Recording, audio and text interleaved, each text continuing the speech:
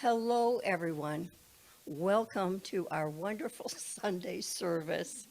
I believe it is August the 25th, although I have to admit I have to consult my phone, which is the boss of everything, to let me know when and where I am and on which planet. Confirmation from the Peanut Gallery that indeed it is August the 25th of 2024. We're hi to all of you here in person, and hi to everybody in Zoomland. And now we will mute you in Zoomland, but not you in person, and unmute you after the service ends. I'm Jean Geringer. It is, as we've said, Sunday, August 25th, 2024. And we'll go on to the slides of what's happening. Early birds meet Sunday mornings at 9:30 via Zoom. Link is in the weekly email and on the website. Now we have our speaker list. It looks like I am speaking next week. and then after me on 9/8 is Reverend Sandy, who's here in the audience today.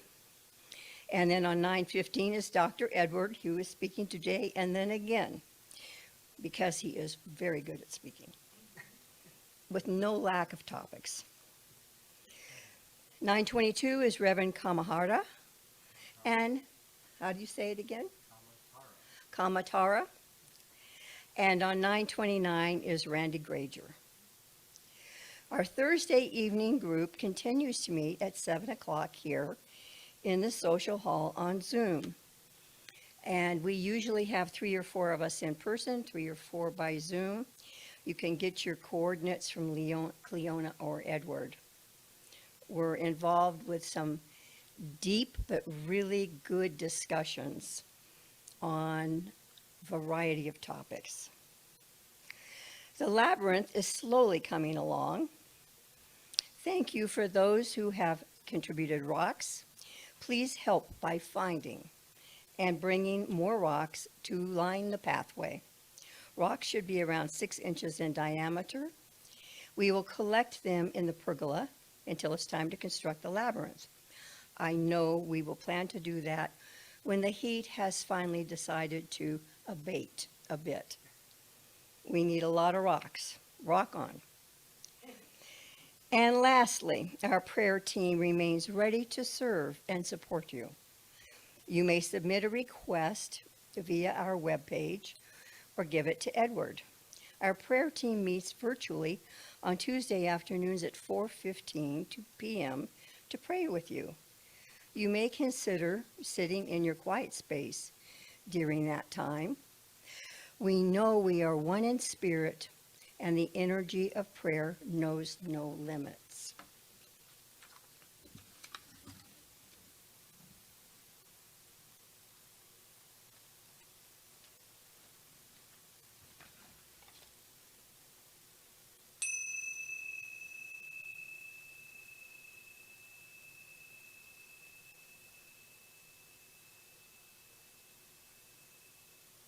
And now for the invocation. As we create this sacred space at Wellspring, we ask that any energies present which are not beneficial be modified by Spirit, making them beneficial to all and everything, seen or unseen, in or entering this area. We ask for the presence of the divine for this gathering, whether we are here in person or by Zoom. May Source, however each of you know it, however each of you call it, come to us and through us to all whom we encounter, and from them onward, and so to the whole world. And in this wave of divine source energy, we each are lighted love, helping ignite that light and love in all.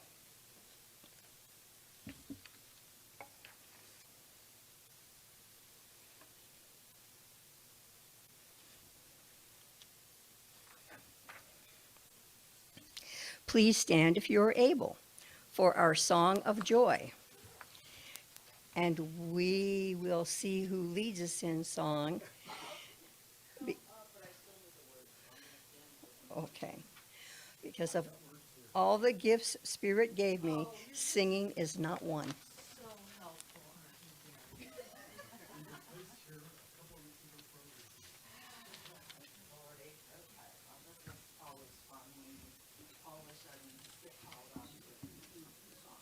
Flexibility.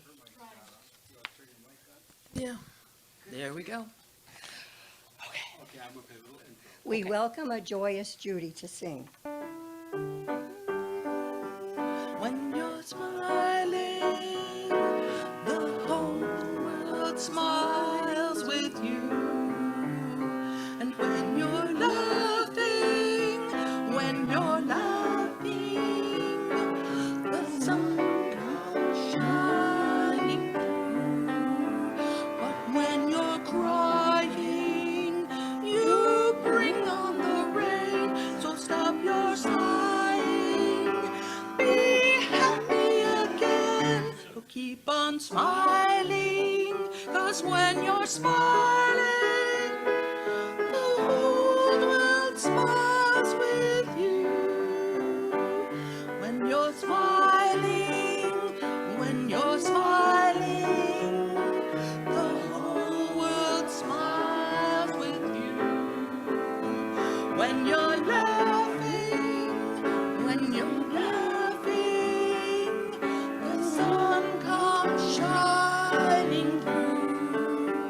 But when you're crying, you bring on the rain. So stop your sighing. Be happy again. Keep on smiling. 'Cause when you're smiling, the whole world smiles with you. Very good. Smiles with you. She brought it out. Yay. Rocky start, but we got it done. Absolutely. And done with joy. Okay. So thanks. Now let's read together our vision, mission, and affirmation. Our vision is to elevate spiritual consciousness in our world. Our mission, to support individual spiritual quests through celebration, study, counsel, and loving fellowship and service. Our affirmation, I stand in the midst of the ever-loving Spirit and affirm that I am destined for spiritual greatness. My very existence uplifts my Wellspring community, my family, my friends, and the entire cosmos. And now we get our wonderful first guest music. A wonderful young lady who we have been blessed to have before and are happy to bring in again.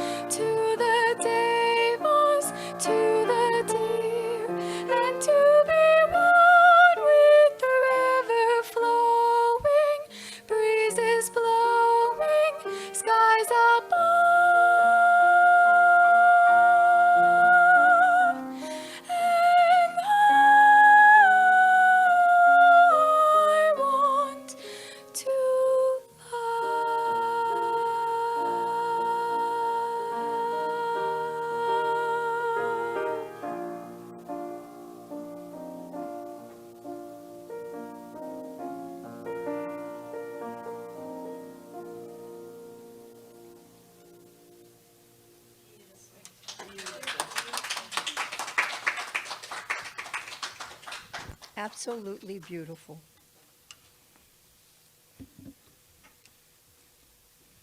I have for today a couple of small readings. The first is from the book The Path Made Clear by Oprah Winfrey. She says, I was 7 or 8 years old when I figured out that The Wizard of Oz was more than a story about a bump on the head and a fantastical dream. The moment I realized that the Scarecrow, the Tin Man, and the Cowardly Lion were actually Dorothy's friends from Auntie Em's house, something clicked deep within. I didn't have the words to express it at the time, but as I grew into my own path of awareness, I understood The Wizard of Oz to be one of the great spiritual teachings of all time. Dorothy was on what the great philosopher Joseph Campbell calls, so famously, a hero's journey. The yellow brick road represented the path towards her true self. Along the way, she encountered the disempowered parts of herself. The Scarecrow's wish for a brain, the Tin Man's desire for a heart, and the Cowardly Lion's longing for courage. Like so many of us, Dorothy believed she needed something outside herself. In her case, the great and powerful Oz, to bestow the cherished virtues on her friends and bring her home. But in what I believe is the most powerful moment of the film, Glinda the Good Witch says the words that spiritual teachers have been trying to convey for thousands of years. You don't need to be helped any longer, Glinda tells Dorothy. You've always had the power. Dorothy's most trusted companion, the Scarecrow, asks Glinda, then why didn't you tell her before? And Glinda replies, because she wouldn't have believed me. She had to learn it for herself. This was the greatest moment of aha in my life, says Oprah. No matter how far away from yourself you may have strayed, there is always a path back. You already know who you are and how to fulfill your identity. And your ruby slippers are ready to carry you home. And from Guide for the Advanced Soul,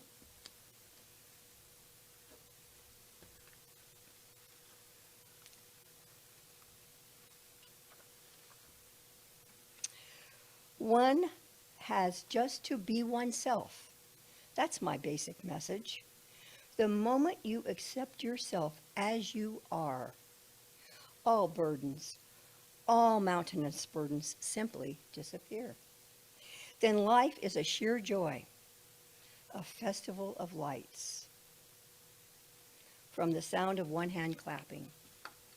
And now I'd like to introduce Dr. Edward for this Sunday's talk. Thank you.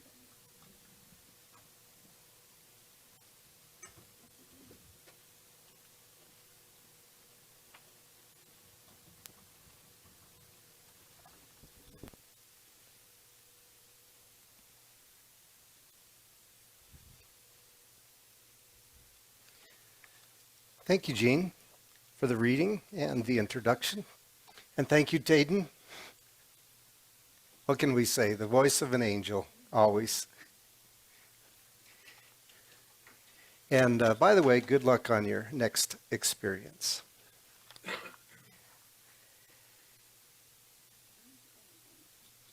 Our Thursday evening group, as Jean was talking about, has we've been listening to and discussing a variety of topics. Most recently, we've been watching a series by Dr. Teresa Bullard on spiritual alchemy.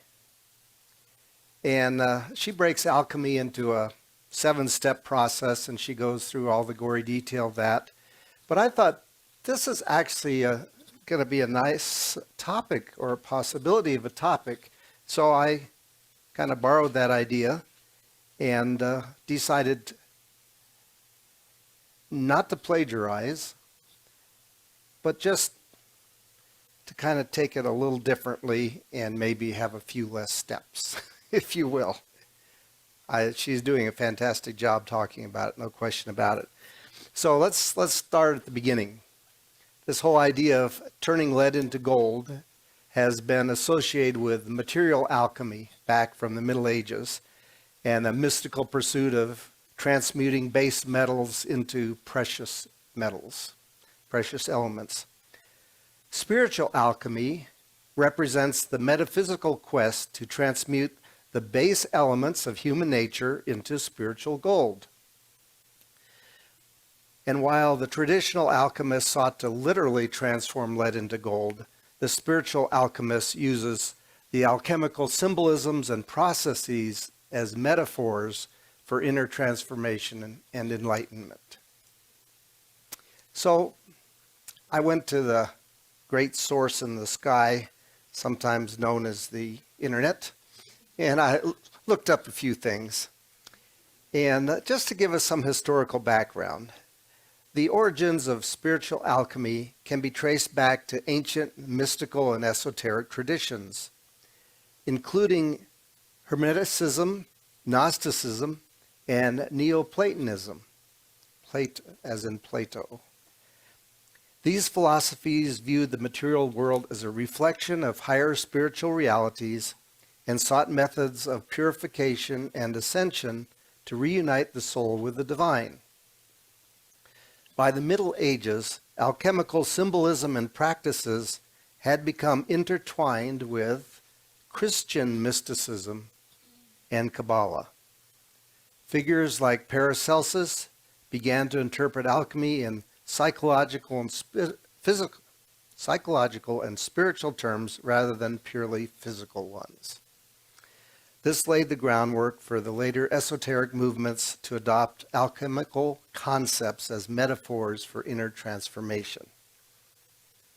So let's talk a little bit more about this transformation in the context of our spiritual lives. What if we viewed every ounce of lead in our hearts, our struggles, our doubts, our failures, as raw material for the creation of something magnificent? Something akin to gold in our lives. So let's explore this concept of spiritual alchemy, the process of transforming our inner lead into the divine gold of growth and wisdom through the words and teachings of others.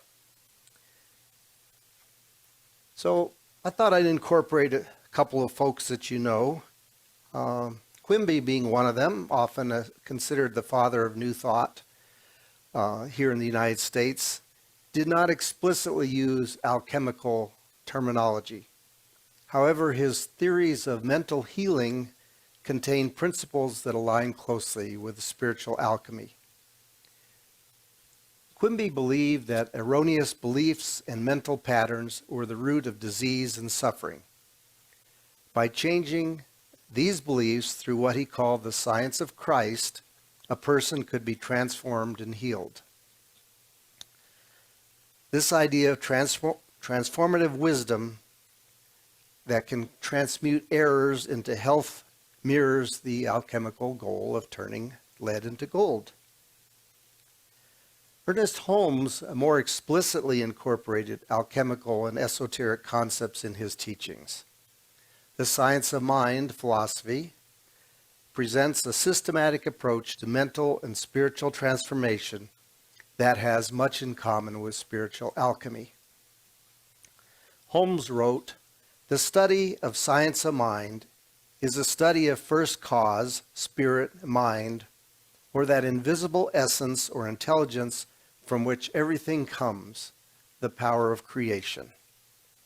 This echoes the alchemical quest to understand and harness the fundamental creative forces of the universe.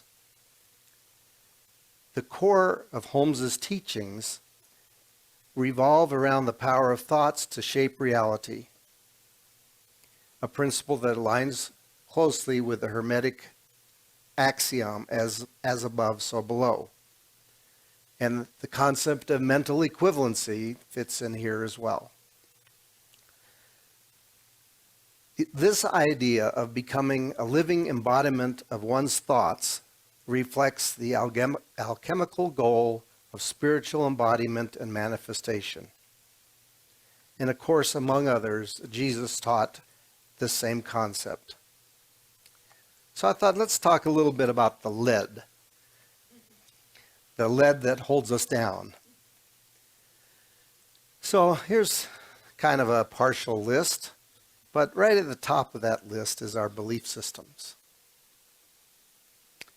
especially if they're limiting us, for example. And many times we don't realize it. So that's one of those, whether we realize it or not. Who we think we are. You know, the face we present to the world. Or who we're trying to be, which is sometimes more like that face. Our models of life. What paradigms do we live by? How do we think it should be? What do we expect life to be like? And sort of fits into our need for control of the situations as well.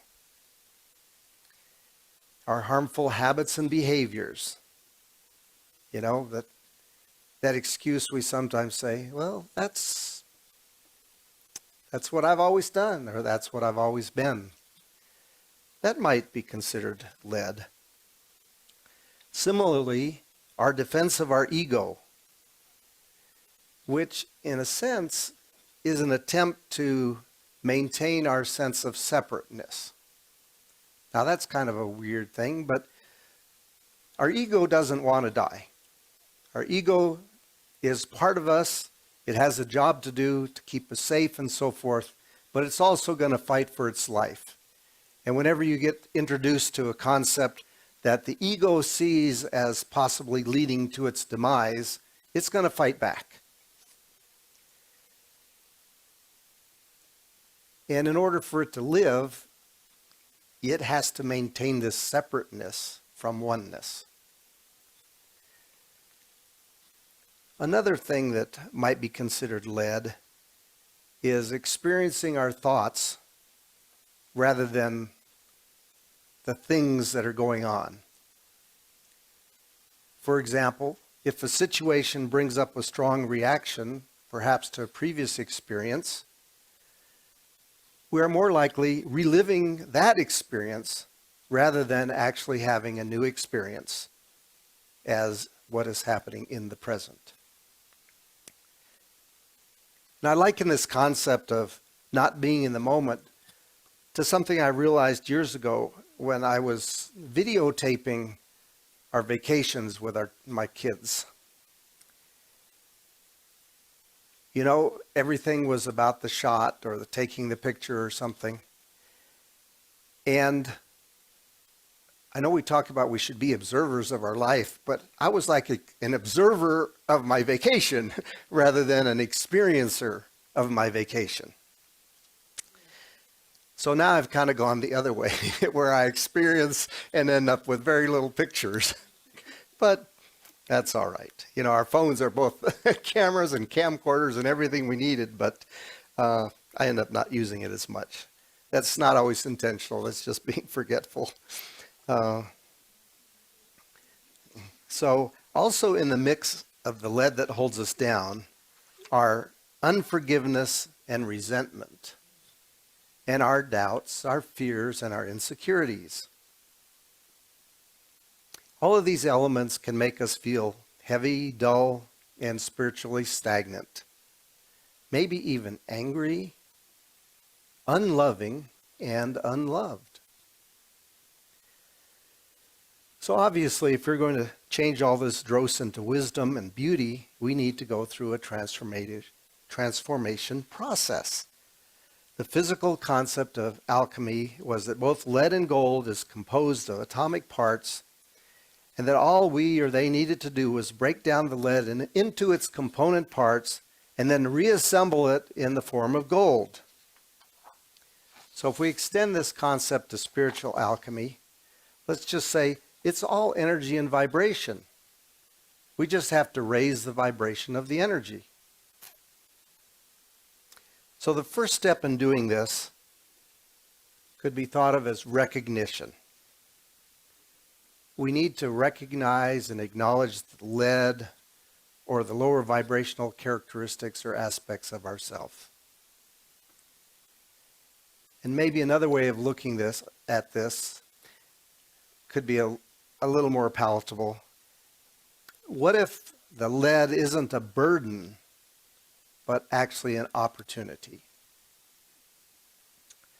In acknowledging our lead, then, we tap into an essential truth.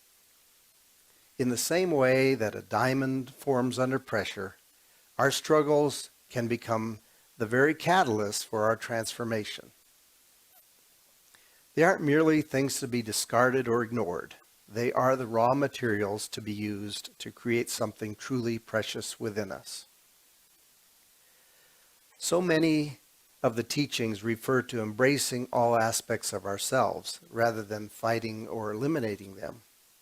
And this is the same concept. As we begin the transformation process, we have to examine the heavy elements in our life.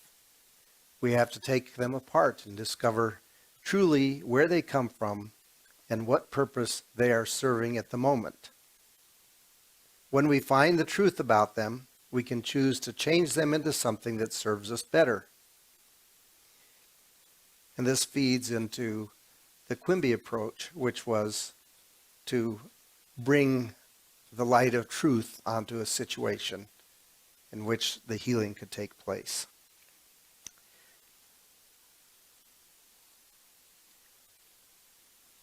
While examining our states of mind can bring our blockages to our attention, there's more to be done to transform or resolve the blockages. With our awareness of them, we must begin to identify with them less and less until they will no longer determine our thinking or our behavior. When the energy tied up in them is free to express our truth or our true being, that's our goal. So this is where our spiritual practices come into play. Through our reading, seeking counsel, meditating, and praying, we can gradually transform the lead into gold. For example, our negative thoughts can become positive affirmations. Our limiting beliefs can give way to expanding possibilities. Our harmful habits are replaced by life-affirming choices. Resentment transforms into forgiveness and compassion. My papers are sticking together. Doubts and fears yield to faith and confidence. One way of generalizing these changes might be described as transmutation of consciousness, elevating one's awareness from a limited, ego-based perspective to a more expansive spiritual viewpoint. As we individually engage in this transformation process, it's important to recognize and acknowledge the role of community in our spiritual alchemy as well. Studying and learning together can be a valuable part of our spiritual practice. You know, early birds in our Thursday night group, associating with others who are also seekers can assist in our self-discovery, sharing our burdens with others, or just hearing how they deal with situations can be a transformative experience. Community fosters connection, compassion, and a deeper understanding. It also offers support and encouragement, reminding us that we are not alone in the journey. In addition, we know that the power of the group is greater than the sum of its parts. So one central tenet of spiritual alchemy is the belief in an innate divine spark or potential within each individual. And this is essentially the second we believe that can be found in every month's Science of Mind magazine. So that's your homework assignment, to look that up. Holmes asserts man's thought falling into his subjective mind merges with the universal subjective mind. This merging with universal mind implies an inherent divinity in human consciousness. He further states, in his unity with the whole, or with God, on the conscious side of life, I got to get my prepositions correct here. It is his or her unity with the whole or God on the conscious side of life, and it is an absolute guarantee that he is a center of God consciousness in the vast whole. Quimby's emphasis on the science of Christ and the ability of individuals to access healing wisdom implies a similar innate divine potential. The alchemical process in this context becomes one of uncovering and manifesting this inner divinity.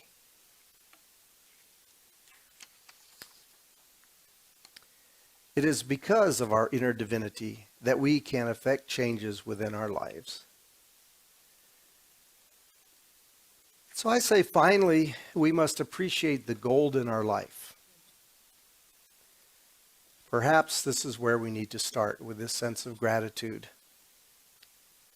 And instead of just focusing on our shortcomings or transformation still to be done, we must remember all the progress that we've already made. Even in a simplistic sense, you could say we are probably wiser now than we were in our 20s. I don't know if you can say that. We likely have more patience now than then. We're more loving, likely, compassionate, and giving than we were in our past. So also appreciate the lead that is yet to be transformed into gold. You know, we look at our faults and shortcomings and we take that as an excuse to beat up on ourselves.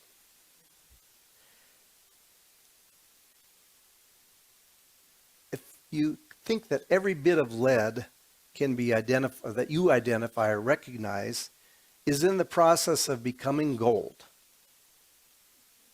You know, it's not going to stay lead forever. And also realize that whatever comes to our attention is, as the Course in Miracles says, either love or a call for love. And I might add that there's nothing that comes up in our life that we don't have the strength to overcome. Doesn't always feel that way, but that's a fact. I kind of use the example of the video game. You know, when you're on level 1 in the video game, you basically have to go pick up all the tools and whatever, depending on the game, you know, that's on that level before you can get to level 2. It's not like when you start kindergarten, you don't say, well, I'm going to go to 8th grade next year. No, you go from kindergarten and you take a progression through this. Your life is a progression. But everything that comes up is nothing but the next grade or the next class in Earth School.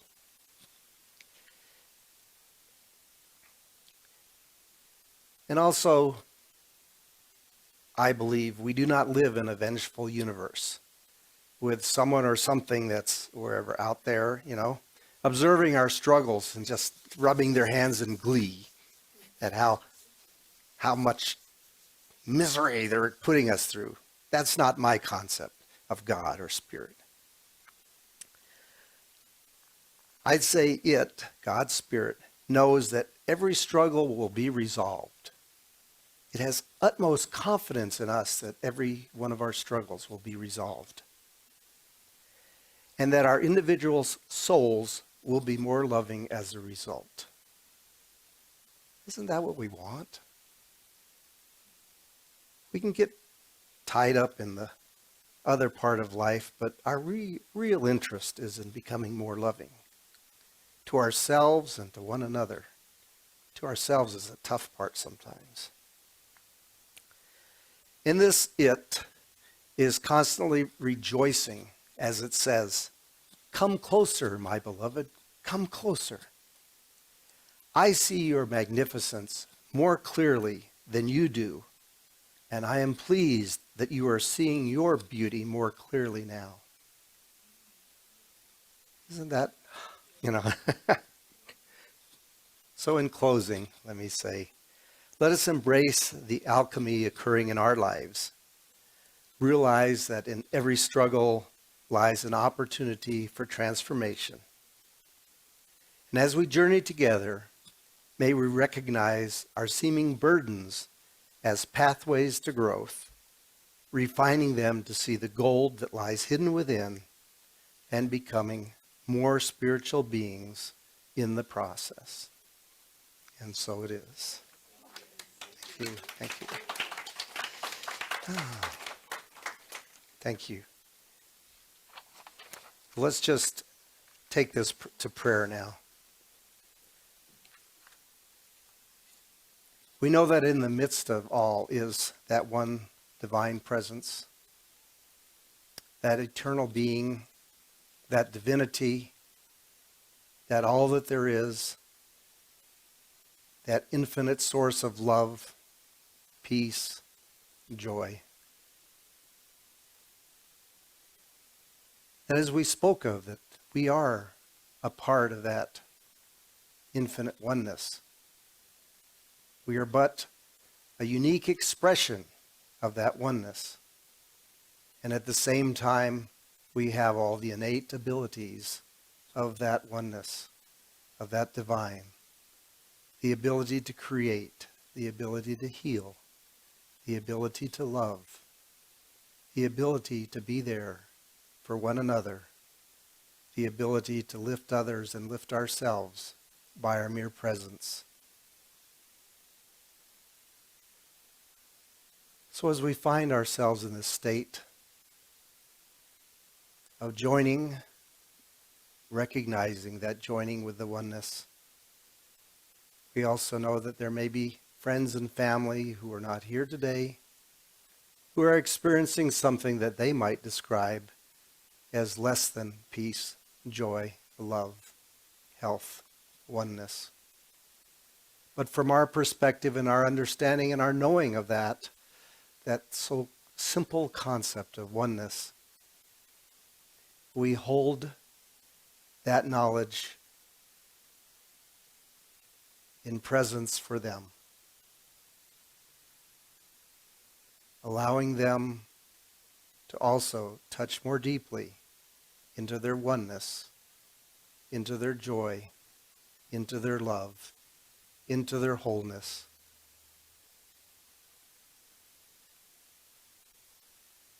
So as we have thought these names, as our minds have turned to those who might be able to use just a little more boost right now, we know that as we have brought this into our mind, it is in the mind of God. So as we know how this works, we can just let this go. We can turn this over to God. Allow the Great Spirit to take it from here. We give great thanks for this understanding, for the knowledge of how this works, and for the fact that it does work. So we just relax and release it into that oneness, knowing that it is already taken care of. And for this we're grateful. And so it is.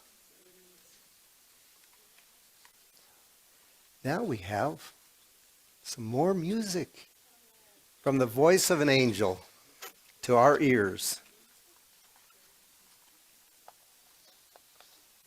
And we have our beloved Barry accompanying, right?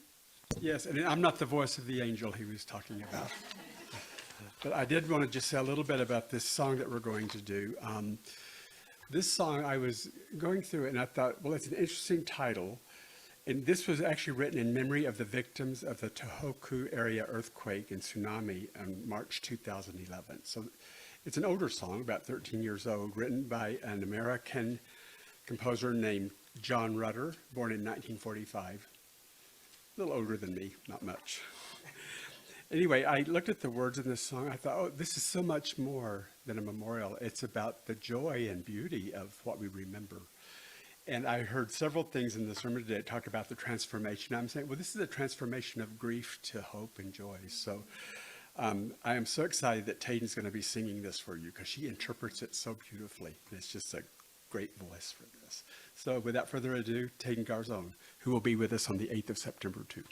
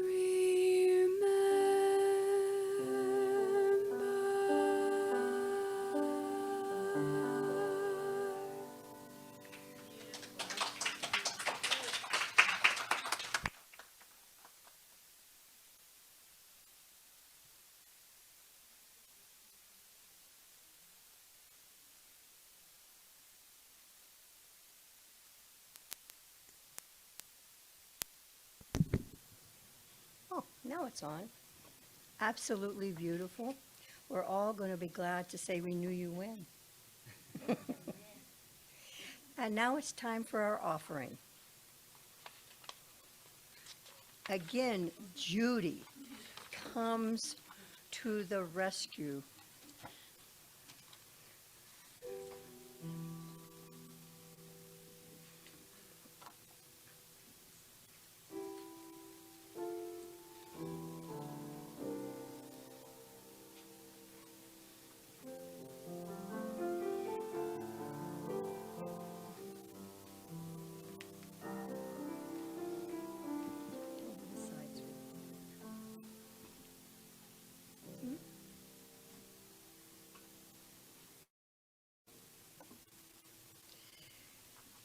As we acknowledge and receive our virtual and in-person gifts, we give great thanks for the offerings already given and those we will be receiving, because we know that giving and receiving are both part of the flow. We affirm that we are also part of the flow. We bless these gifts and know they are multiplied throughout the community. Thank you all.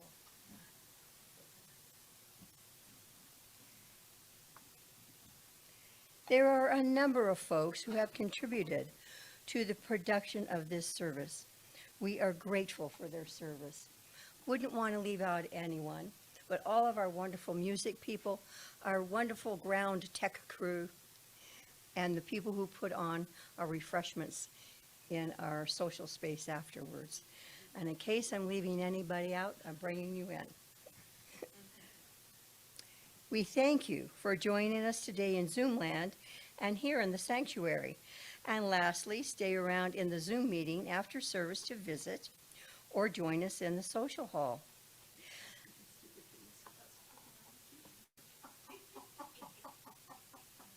Yes. Please stand as you are able and read with me the benediction, followed by our congregational song. The benediction. Spirit in the midst of us is mighty. Joy, peace, and eternal life are our true nature and flow through us into the world. And so it is.